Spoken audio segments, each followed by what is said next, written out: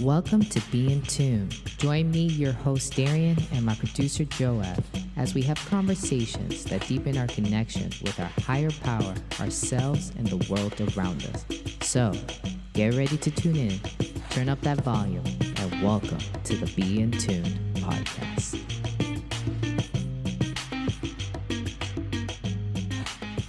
What up, what up, what up? Welcome to another episode of the Be in Tune podcast. I am your host, Darian, and we have also... the producer, Joab. What's going on, y'all? You weren't prepared for that one. I love it. I was not. Sorry, my bad. I should have told you that that's what I was planning to do. I played it off really well. I was like, okay, that's a good segue. I could pick that up. I got that. I love it. I love it. Joab, I missed your bearded face. It's been a minute, buddy. It's been so long. It is. I mean, to the viewers, probably not. They probably just like, what are they talking about? We saw them last week and the week before that and the week before that. Yeah, we get that. But for Darren and I, no, it's been about a month, I think. A month and a half, bro. Yeah. Month and a half because. Month and a half. Let me brag. Let me have my moment. Why are you making that face? This is it. This is where my dramaticness comes in beautifully. Ladies and gentlemen, I just want you to know that we have officially, well, it's soon to be official, Dr. Joab. I'm not going to butcher your last name. So, Dr. Joab. Woo! Joab, you're supposed to press the button of the woo! Oh my gosh.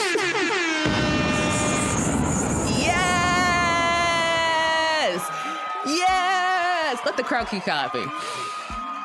I can't. Yo, my dude literally, of course. I just want the audience to know that Joab literally texted me at the beginning of March and he goes, I am no longer going to see you.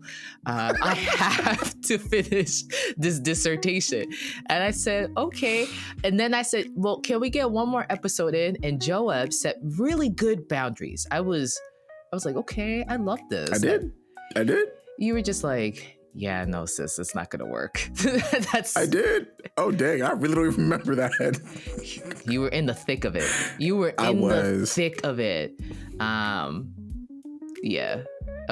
I would be like, it was like you were pulling your hair, but I was like more like pulling the beard there, because it seemed like it was like a lot for you, and obviously writing, finishing up a dissertation, right? Finishing up a PhD program. Never done it. Don't plan to do it. I respect it though. Those who do it, stop smiling, because I've told you I'm not planning on doing that. The one word that just popped in my head was yet. Y-E-T, yet. Lord, we're not gonna go there. This isn't about me. This is about you. But anywho, he definitely said in the beginning of March, yeah, I won't see you for a while. And I said, what's a while? And he's like, end of April. We had to pull out our calendars and put in this episode that we're recording in our calendars, and we had to have it set there. And it was just like, and then Joab was like, goodbye, good long, go with God. Go with God. Shalom. Shalom. This dude was like, peace, sis. I'm crying. Clicked. And I was like, well, bye, Joab. But yeah. At the same time, too, I was busy as well. I'm not gonna lie. I benefited. You were. Yeah, I was very busy too. I wasn't, finishing up a PhD program. So, but what was I doing? Thanks for asking. I was in the middle of expanding my office space, and I had to be an interior designer while still trying to therapize people. And managing the business. Oh, can I just tell you, bro? I'm not an interior designer. Like, that's fair. It's fair, but we got this. The space is decorated and all that, and looking nice, looking real good. Thank you. Yeah, but it was a busy time for us, bro. But tell me more, because this is what we wanted to focus on in today's episode, talking about the stressors of life. Right. Yeah. Man, I mean, I don't even know where to begin. I mean, it was almost just like you just said, like sending you that text, like, or after we had scheduled this episode, like a month and a half prior, it was kind of just like, okay, I'll see you once I come back from my voyage. And that trip was literally a trip of like just nothing but just stress. Like, I kid you not. Like, was it like the Odyssey? Do you know that Greek story? That story, the Odyssey? I vaguely remember it. We read it in English class. Oh man, no. It centers around Odysseus. He was a Greek. I don't know, remember his title, but you know, like the story of Troy. Yeah. Okay, so Odysseus was in Troy. He was the one that came up with the Trojan horse idea, right? And how they infiltrated the city of Troy. So, because of his cleverness and all that went down, the gods were like, "We're gonna have some fun with you." So his return home ended up being a 20-year voyage. So that's why they call it the Odyssey. Oh. He encounters so many like struggles and challenges, but there was another word that I was thinking of. Just the dude had to like overcome a lot, had to fight a lot, overcome a lot, and by the time he makes it home, he still had to deal with these guys trying to get with his wife, and it's like, oh Lord. Oh yeah, that's actually crazy. Yeah, that's actually crazy. Yeah. So yeah, I can't say it. That's what I was asking. I was like, was it the Odyssey for you? No, I mean, I would say my journey was a bit more gracious to me. I mean, don't get me wrong. I still had like, there were a lot of like nights where I definitely like stayed up like 3 a.m. just writing. Yeah. Preparing. I mean, at the end of the day, this is like a dissertation, at least for mine. Everyone's just different, but for mine, it's like a whole summary of all your projects or all your whole research that you've done in your PhD for like the 5 years summed up into one document. My document was like 241 pages, and somewhere on the word length, I think it was like somewhere above like 60,000 like words or something like that. But like it was hefty, and you know, I think there were, I say a journey, because like the writing process itself was difficult at certain points than others. The introduction, or my chapter 1, which is like the whole introduction or like the background of my field, had to be the most challenging because it was the longest portion of it. That's like 30 pages of like writing of the field, like what has come before my work. It's easy to talk about what you've done, right? But talking about what other people have done in the field for you, and like what are the strengths, what are the weaknesses, like that's a lot. I think most of the stress came from that one for sure. And I think that it took me like a good 2 weeks to do that. But nothing will be as challenging as Microsoft Word consistently crashing and slowing down, especially 2 hours before I was supposed to submit my dissertation. No. I didn't tell you. We haven't seen each other in like a month and a half. You're right. Okay, I'm gonna fill you in. Okay, so it was Friday, I think April 4th. Yeah, Friday, April 4th, because my dissertation. No. So I have to give in my dissertation before my defense, which was April 14th. So I have to give it a week before. Yeah. For my committee to read. So I did that the Friday before. So I gave him 10 days rather than 7. And I was gonna submit it that day.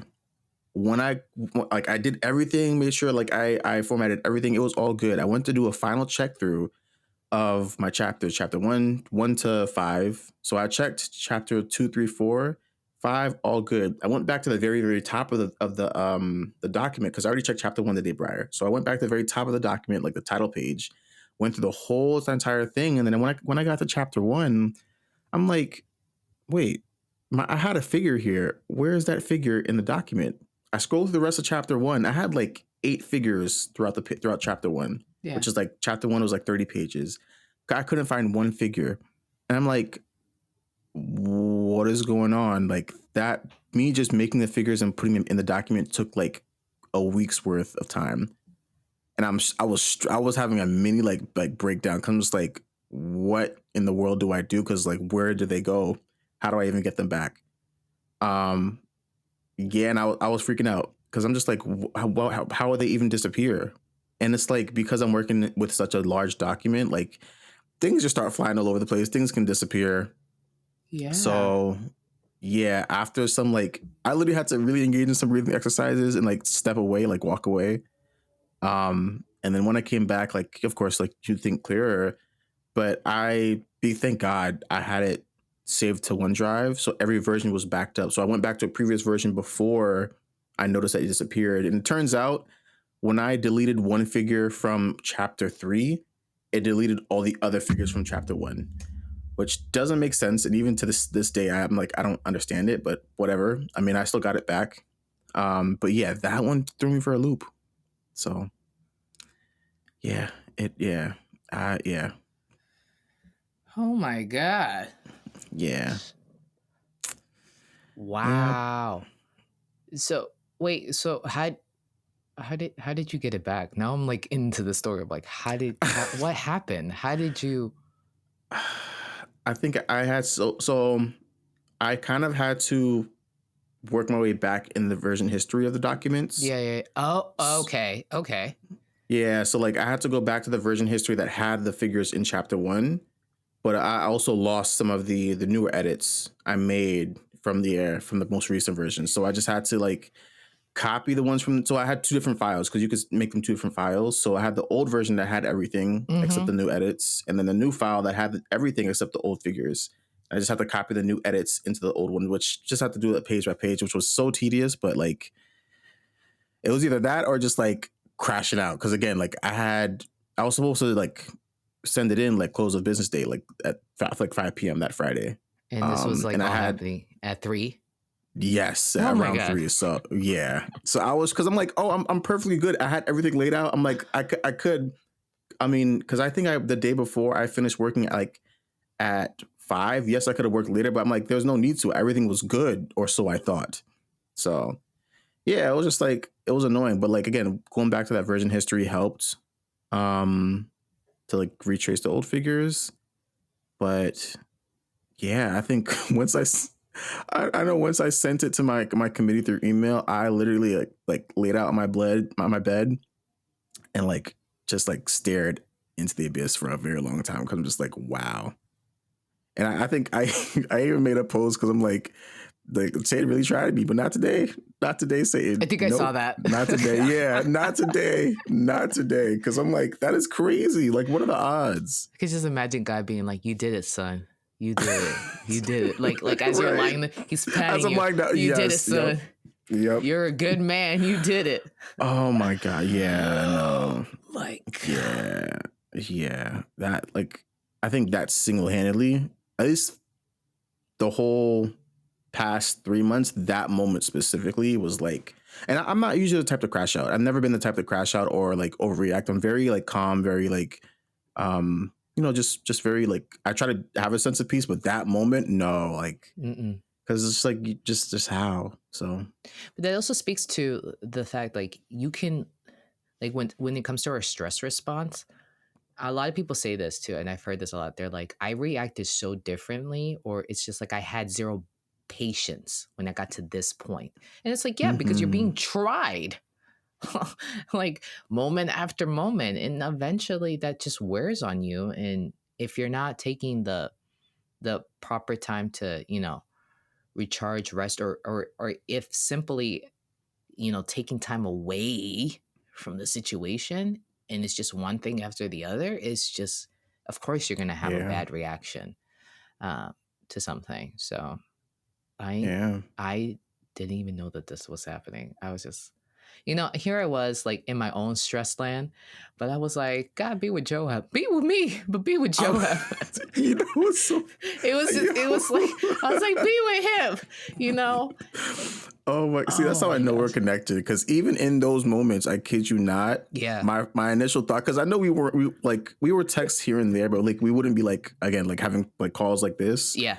Like in those moments, I'm just like, I know Darren's probably like going through with her business and like setting everything up, just based off our last conversation. And like my prayer would be for you to find peace even in those moments. So like, it's like, that's how I know we're connected. It's like, we don't have to be like in consistent, like contact with each other, but we could always be thinking and praying for each other. Like that's really important. That's and for trust, sure. Definitely felt it for sure. Yeah. No, that day that you had to defend your dissertation, I wanted to go for the entire thing, but unfortunately I couldn't make it. So I'm glad that you were able to like show a snippet. But that day that you were going to defend, like I felt like I was the one that was going to defend like the dissertation. Like I felt that relief too. It's like finally we're here. We've made it here. Yeah. Because I could tell you this: when April finally came, I was like, "Thank God, I can breathe a little bit." Well, let's talk about because the last thing we spoke about with you was the last thing we spoke about was like you just got your new space for your practice, and you were having ideas like renovating it and like just like dressing it up the way like you kind of like saw it, and then like, I think that's when you're doing the photo shoot with Val. Yeah. So like, but like there was a lot in between that for you that started to come up. I mean, again, like the business doesn't stop once you get a new space or a photo shoot. So like, what was going on like with you when it came to all the strategic stuff of the business? I think I did I think I had a night too where I laid in my bed into the abyss as well, because I was just like, this isn't it. This is just. But it wasn't like, cool, I finished everything. It was more like, I am stressed beyond relief. But first of all, before we go on to me, I'm just so proud of you. So incredibly proud of you. And I cannot wait to like celebrate you next month. He's having a party and I'm so invited and I cannot wait to go. Well, actually, I think when this episode drops, it actually drops on that day. So we will be partying. Be even more fitting. We will be partying. We will be partying. We will be like, we did it. We's a lot of people. You really did it, you know? I'm listening. It's a collective effort because no funny, like everyone has poured into me in different ways. So it's a collective effort. Your sisters, first of all, they're just so cute because the way that I saw, I think one of your sisters posted on IG, like the day that you were walking in, for the day that you defended your dissertation when you were walking in. First of all, Joab was looking all suave and everything. I said, okay, suit, okay, turtleneck. I was like, is he trying to catch someone's attention too while he's trying to defend? Wow. You could do two things at the same time. You know, two things can be true, right? So let's not do that. Nuh-uh. I'm just saying, ladies, he was looking nice. I was just saying. Anyways, we sidetracked. So, but yes, that your sisters, going back to your sister, like the way they were hyping you up, like it was just, oh, yeah. Your family is amazing. So I appreciate it. Yeah, they're literally like, even growing up, they've always been like, not even just biggest supporters. Like even when I was a young kid, like they one thing they always did was gas me up. That's one thing they always did for sure. Gas me up. Being the youngest and the only boy in the household, yeah. I love that photo of like, I think you're in like a carrier and you had like the comb over. Oh god. And your sisters are just like posing. They're like, this is our baby brother. Yeah. I said, I don't know what I love more, the comb over or the little like bow tie and vest that you had going on there. Listen, this was 1999. It was a 90s baby. Yeah, I think 98 because I had to be 2 around that time. So yeah, I don't know what my mom was dressing me in back then, but yeah. And I just love your sisters are like just posing. They're like, geez, like with their like. It's like, this is our baby brother. Oh my gosh, yeah. Actually, I always wondered, like, how was it, like, when I was first born, like, how they react. I always wondered, like, just seeing what their actual reaction was, you know? Fascination. Like, total fascination. I can only tell you this from my own experience. Like, when Audrey was born, I mean, remember, Audrey and I are 6.5 years apart. So I was a whole human, you know, when she made her debut into the world. And it's just fascination that you're like, wow. And, you know, seeing how tiny your little sibling is. And then, of course, all the feelings of like whatnot come later, but you're just so fascinated. And then you actually think that I thought that Audrey was my doll. Like, I wasn't into dolls, but like, I thought she was like kind of like that little teddy bear. Dang, now I really wonder if like especially my older sister. You were the doll. You were a doll for sure. Probably, yeah, for sure. Mm-hmm. Yeah. Yeah, but you're just fascinated. You're just fascinated, and then it's kind of cool too because you kind of get the attention as well because it's a baby. Babies bring attention, so you're like, this is like my little brother, or this is my little sister. Yeah. Mm-hmm. Yeah. At least I don't know. That's exactly. We'll ask your sisters. We'll invite them and just be like, I know. How was it? well, I guess. Well, you could ask them for sure, like at the party, if that's for sure. But definitely got to introduce you to my mom. She is like yeah. I can't wait to meet her. Shout out to your mom right now. Cannot wait to meet her. For real. She is just like, oh my gosh, like the other day, just asking like, oh, like I can't find your episodes. Like, where are they? I'm like, Mom, like the link hasn't changed. The name's still there. She's like, okay, I'll make sure to tune in. So yeah, she's gonna tune in into the Be in Tune podcast. I love this. Your mom's our biggest fan. Literally, number one fan. Well, yeah. She doesn't have Instagram, but she's heavy on YouTube. That's for sure. Let's go. I love that the algorithm is supporting it. Right. So going back to the question, like, what was I going through? Oh, yeah. So, well, you also know that the year started rough for me. So it was just a matter of just like playing catch up from like the beginning of the year. So for the sake of like vulnerability and also for giving people context, I did mention this in another episode, but the year started with me recovering from a procedure that I got done on my wrist. I had a cyst, but it got removed. It wasn't anything super serious, but still, I was put under. And it was on my left wrist, and I'm left-handed. So I dealt with like a week and a half of just like not being able to open a water bottle properly. But I went through the holidays with that, right? And that meant I took some time off from work, which I wasn't mad at. I was like, I can use the break, celebrate the holidays, me and my wrapped hand, you know what I mean? And when January comes, I'm going to hit the ground running. We're going to organize myself even more, because that's the thing about like owning a business, especially when you're the only person. You need to be organized. You need to have a level of organization. If not, the business like will take over in that sense, right?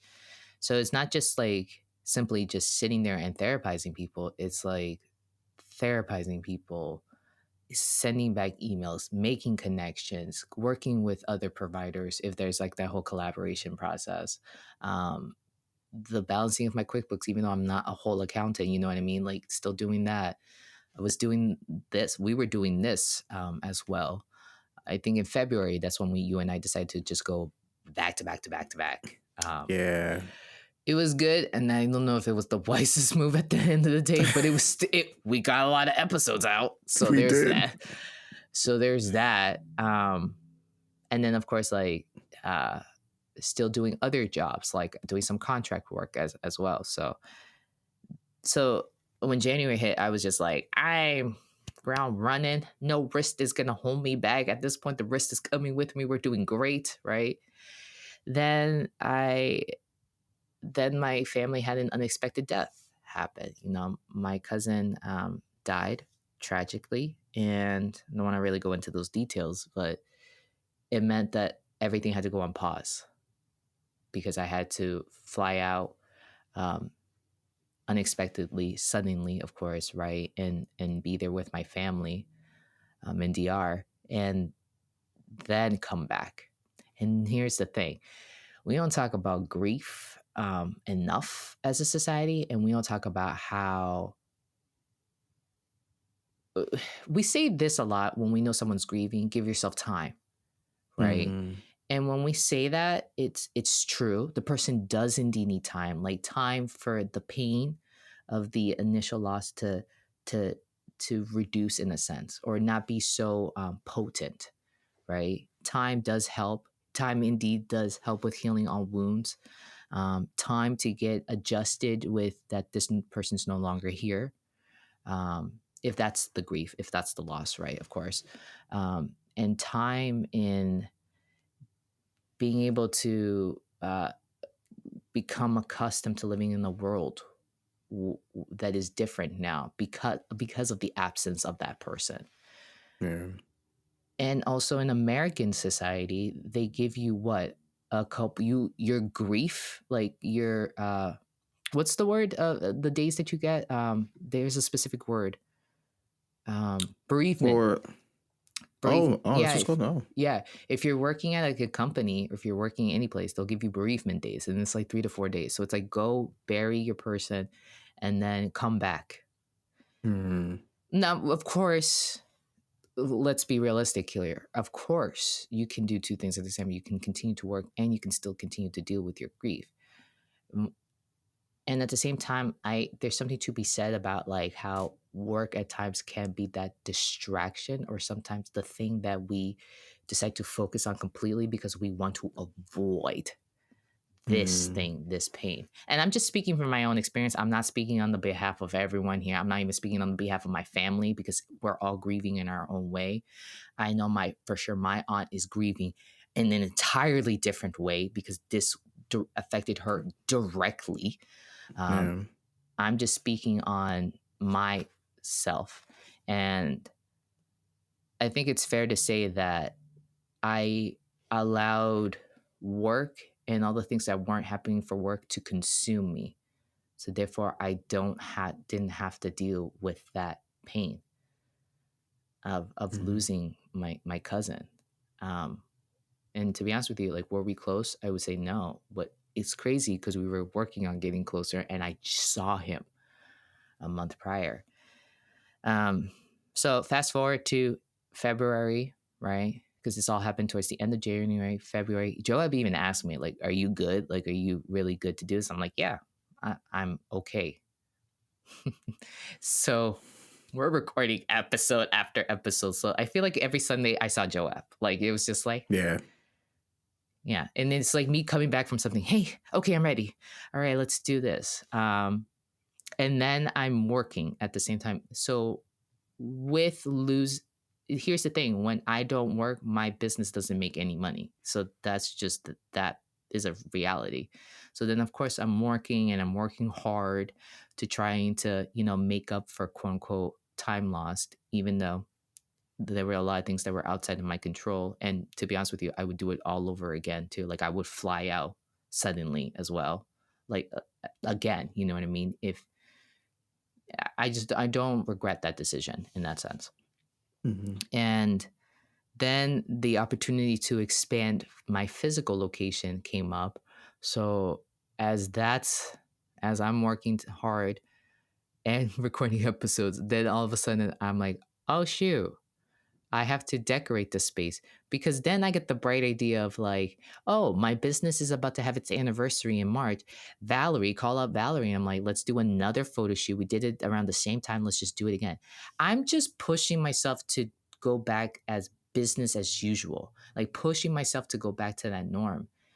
And I think I've had several breaking points, several moments, especially with my therapist. But I'll never forget this one day that I was doing my devotional. For those of you who don't know, a devotional is like that time that you take when you're reading something spiritual. And in this case, for Joab and I, it's like when we're reading like our Bibles, right? Or we're reading a text that's associated with whatever it is that we're reading in our Bible, and you're praying to God.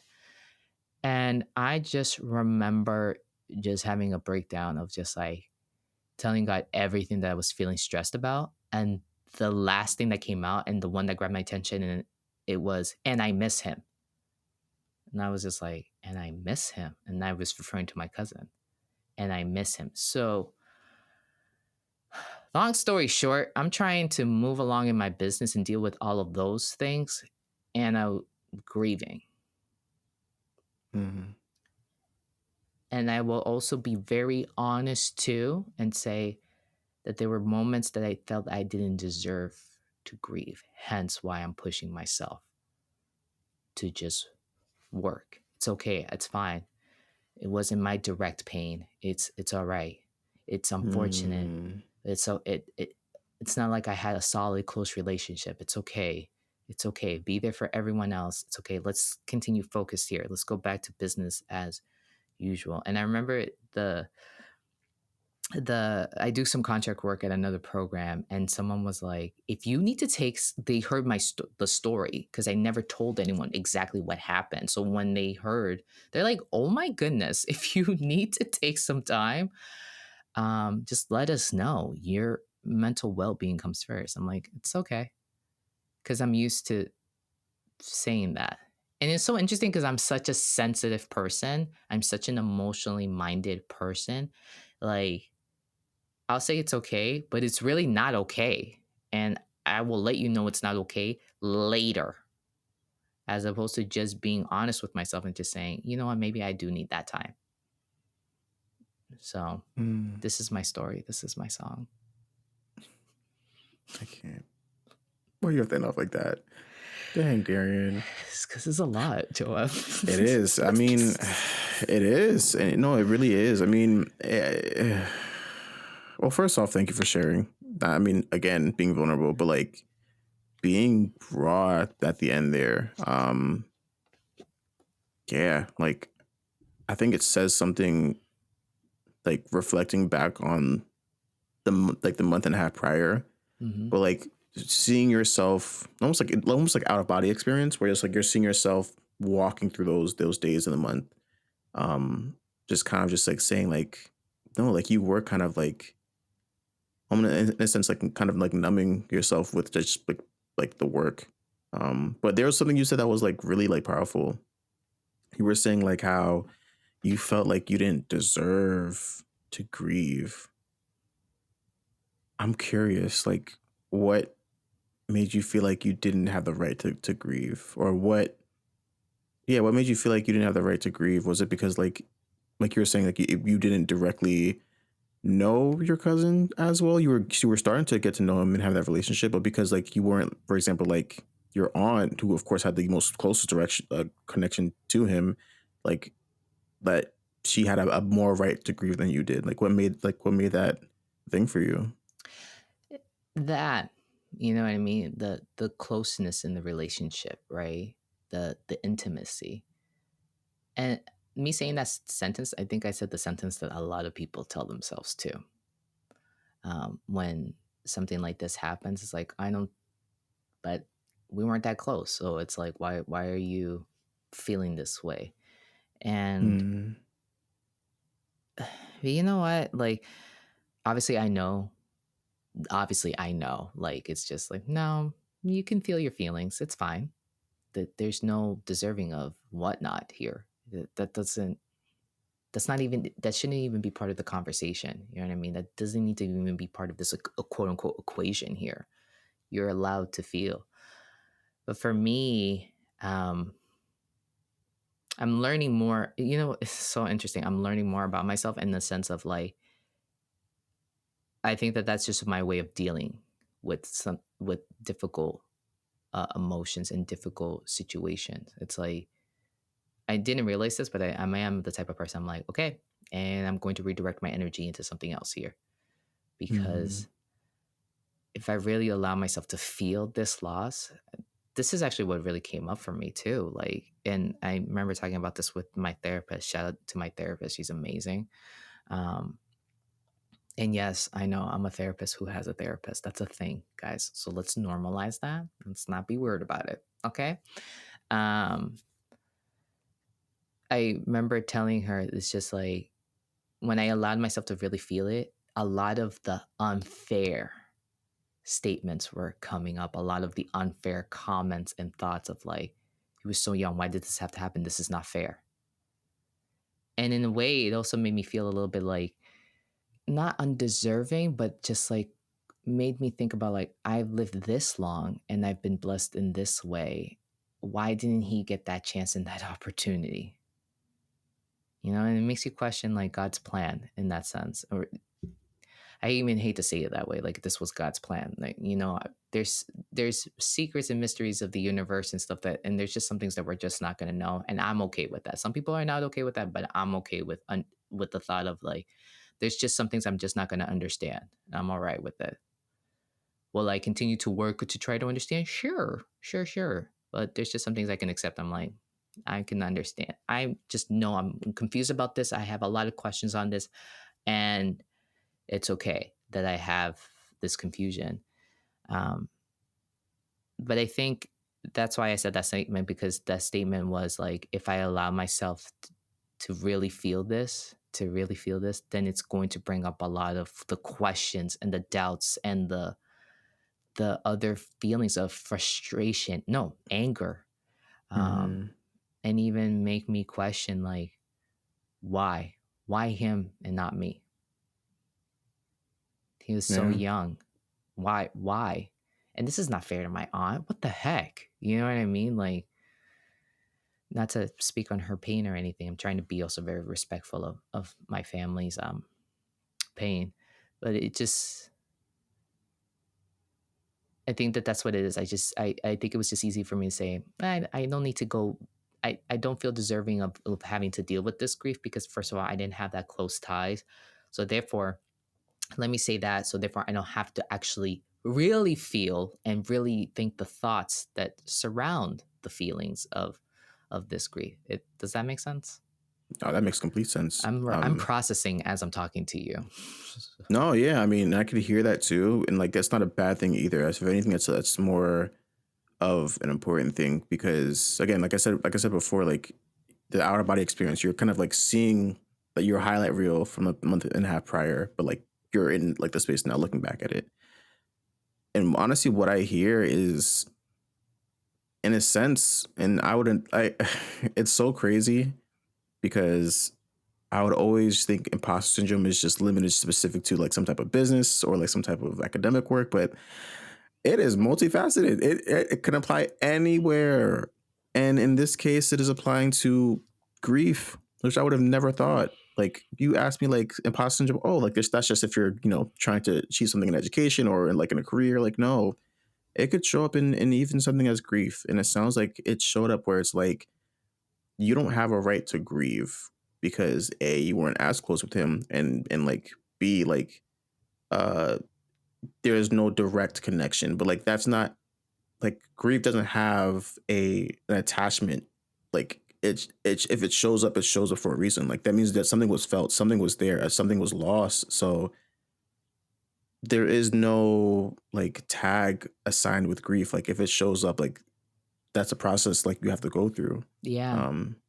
Yeah, like, and it just kind of just seemed like imposter syndrome in a sense was like using that as a way of like, well, you still have other things to do on your plate to take care of. But that's just not how grief works. It's just not how it works. No. Yeah. First of all, I feel like there's a like low key of role reversal here, and I'm loving this right now. A role reversal. Like in a sense, you're the one that's bringing in more of like the psychological stuff in here too. Like I am. Wait, I am. I like it. You're like imposter syndrome. Like I never thought of it that way. Go ahead, counselor Joab. Tell me more. That is my therapist. I'm telling you, I pick up a lot from my therapist. That's my therapist all day long. Shout out to your therapist. Seriously. For sure. No, I never thought of it that way. And yes. And I love how you said that when you feel it, when you are experiencing that grief, it meant that something was there. Something was felt. Something was triggered. It's just like what I think it was Andrew Garfield who said this in an interview. He talked about losing his mom. And he said, when I have tears, this is just unexpressed love. I was like, that is just so beautiful.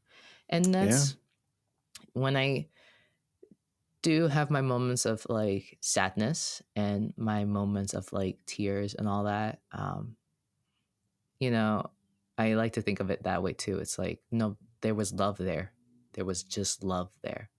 Yeah. And oh my gosh, I could tell you stories upon stories that I've heard about my cousin or that I witnessed myself because even though we didn't have like that tight knit relationship, there was still love there. Mm-hmm. You know a bit of my family, so you know how we at the end of the day roll. You know how we do have like care for one another.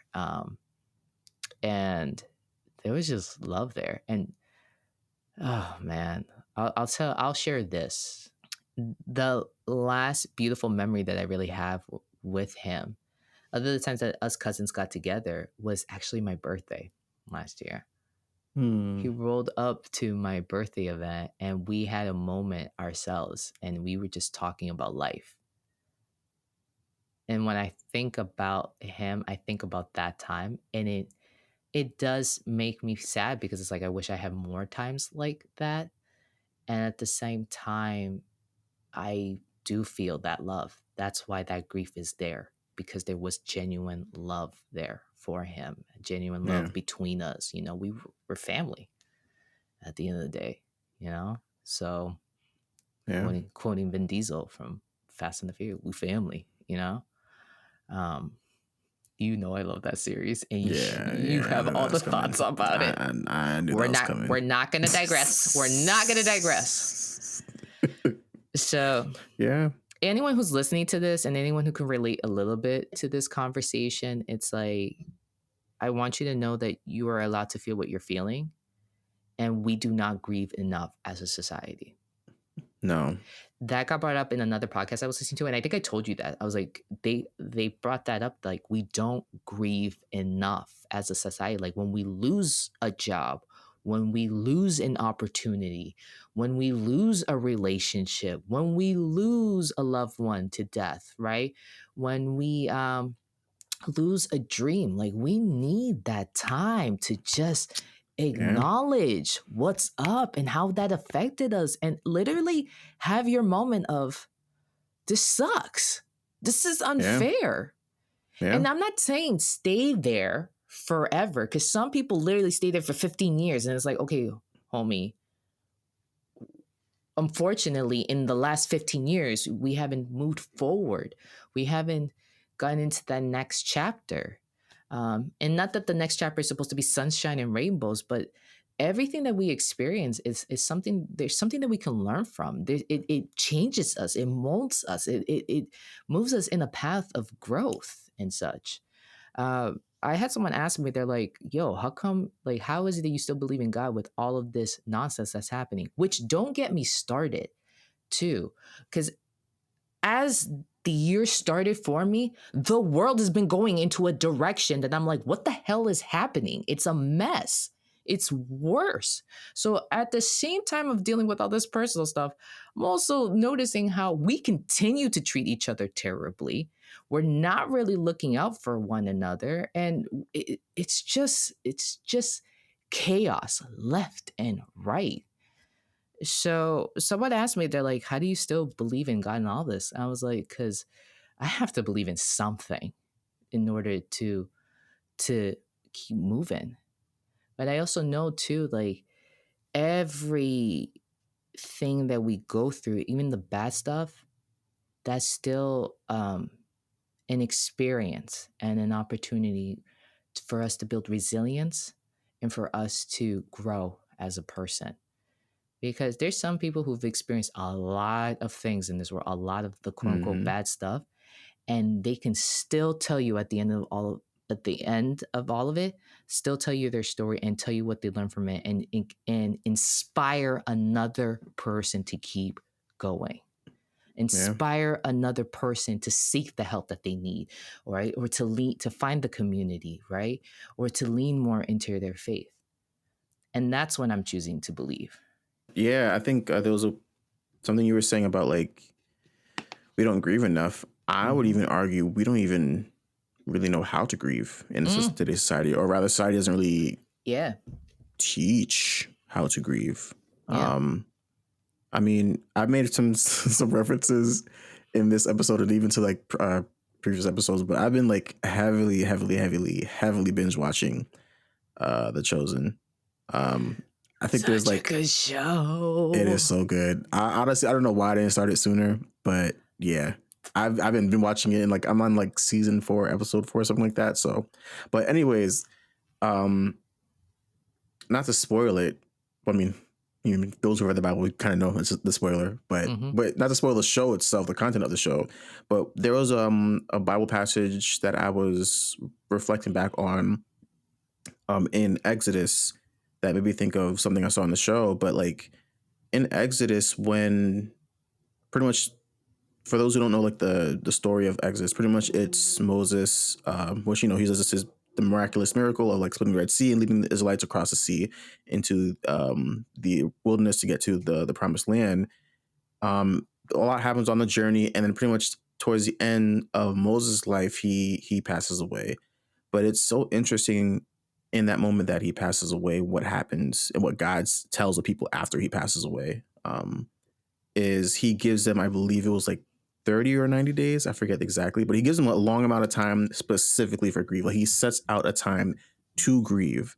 And then he says afterwards, like, I'll give more instruction for you to move forward. I think it is a process. And a lot of people say that grief is a process because it is, but we don't treat it as a process. We just treat it as a thing. We treat it as this is a thing that like just comes up. Like, no, like it's a process. Just like how going through a PhD is a process of 5 years. Going through schooling, there's a certain step procedures you have to go through. Grief is the same exact way. Everyone grieves differently. Just like everyone can do college differently, everyone can do a PhD differently, but there still is that process. There still is that timing. I think we don't really know what to do in that timing. And I think that's where we kind of go into those trip holes that you were saying before of like, we can sometimes clog up that time with work related things or clog up that time with other things to distract us, like you were saying. But essentially that time should be specifically for reflecting, um, reflecting emotionally, whatever those things come up. I'm not sure if all the psychological terms, but like, again, like just being, if anything, being more reflective and present in your emotions, in your state, because that is needed. And I feel like, again, we don't really aren't taught that. It's almost just thing of like, well, like in grief, we're just sad. So I guess we're just supposed to be sad. But like, yeah, but like how are you showing up in those emotions? Are you fully feeling those emotions? Are you fully processing those emotions? Um, yeah, because I think that's important. And I would even say if the Israelites did not have that time to fully grieve, again, their leader they've been with for X amount of years, I mean, yes, they were still messed up even afterwards, but like, I think it's important if God says he gave them time to grieve, that just shows how important it is to go through that process of grieving. 100%. Oh my gosh, I love that you brought that in. Like I said, role reversal today. I love. Okay, Joel. I can't. Someone gets a PhD and look at them. Don't do that. Don't do that. Come on now. But it's true though. It's true. No, it really is. It really is. And I'm not a grief expert, and now I'm like determined for us to find someone so we can like interview them and talk about it. And I also want to just add to like what we're saying. It doesn't make you weak, and it's not encouraging you to stay in the pool of sadness either. Believe it or not, grief is a beautiful thing too. It is. And I can tell you one thing I've also learned from my experience of grief here is to, and it's something that everyone learns too when they experience the death of a loved one. Life is precious. Tell your people that you love them. Tell your people that you love them. That's not weak.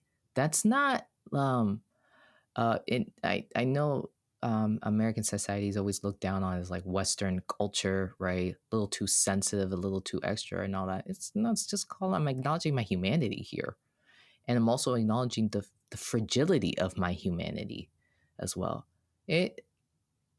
I know this is a thing. I hope it doesn't happen to a very long time, but there's just one day I'm just not gonna be here. It's a wrap. That's it. God will, your time is up, right? And like I said, I hope it's a very long time from now. But our lives, in a sense, are very, very fragile. So if we know this is what grief is teaching me. It's like, learn how to be present with your loved ones. Learn how to be there. Learn to look people more in the eyes. That's what I wish, actually, believe it or not. The most randomest thing ever. Just wish I looked at my cousin's face more so I can like remember it even better. That's it. Learn to look at someone like, but that's just what I'm learning. I just learned that. I'm like, I'm gonna really have to really be there for people, like really be present in my people's lives, like, and tell them that I love them or tell them that I care for them. When Joab had his day of like defending his dissertation, I wrote a long text message because I was like, you're gonna know exactly what I think and what I feel right now. Yeah. And I sent it because I was like, I don't want him to ever question or ever doubt. Like, God forbid something happens. God forbid I get hit by a bus or something. That it's just like, Job never does. Like, he meant something to me. Like, that I cared for him. That's my brother right there.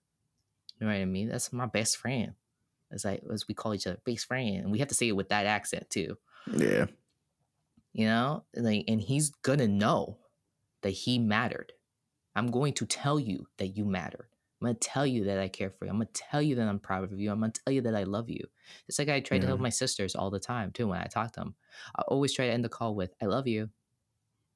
You're going to know that I loved you. You're going to know this because God forbid something tragically happens. Ain't nobody in my circles are going to be like, does she care for me? There's no question. There's no doubt. And honestly, we need to be doing that a little bit more, but that jumps into a whole different topic here. Because the way we be treating each other lately in society, this ain't it. This is ridiculous. But that brings up a whole new topic. So remember to take care of yourself, to acknowledge what's going on with you, right? Remember that grief it's not a deserved thing, right? It is a thing that we experience, acknowledging that there was a connection, that there was an attachment to something, and it's now been removed. I love how Joab said that. So, yeah. So be good to yourself and be good to others around you. And take a little bit of my unsolicited advice here and just tell those that you love them. Don't let a day go by without saying that. So, remember, be in tune. Peace.